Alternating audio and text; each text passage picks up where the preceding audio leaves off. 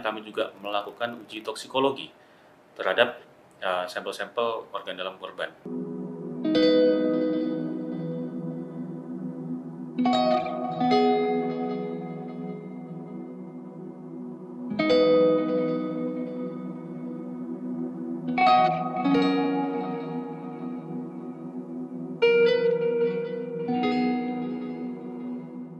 Setelah olah TKP kemarin, ada beberapa hal yang harus kami tindak lanjuti.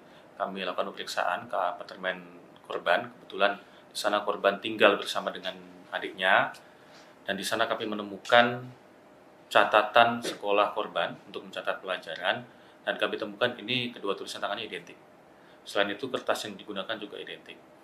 Menurut keterangan dari adik korban yang tinggal satu apartemen, sekitar pukul 3 sore hari Sabtu, korban pamit pergi kepada adiknya, kemudian memeluknya dengan erat. Nah, setelah itu keberadaannya tidak diketahui sampai ditemukan hari Minggu pagi kemarin.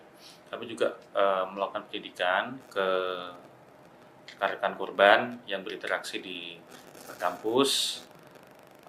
Nanti hasilnya masih menunggu, tim sedang berjalan ke sana.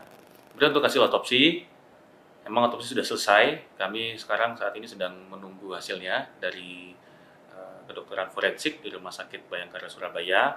Mungkin nanti bisa ditanyakan sendiri ke Rumah Sakit Bayangkara seperti apa hasilnya. Selain itu, untuk memastikan penyebab kematian, kami juga melakukan uji toksikologi terhadap sampel-sampel organ dalam korban.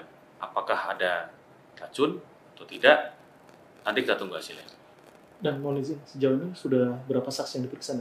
9 orang saksi sudah kami periksa, berikut security yang pertama kali menemukan, kemudian security apartemen tempat korban tinggal, juga adanya beberapa keluarga dan juga kolega yang ada di kampus.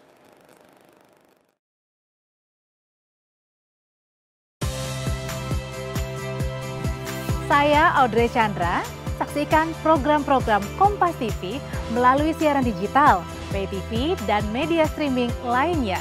Kompas TV, independen, terpercaya,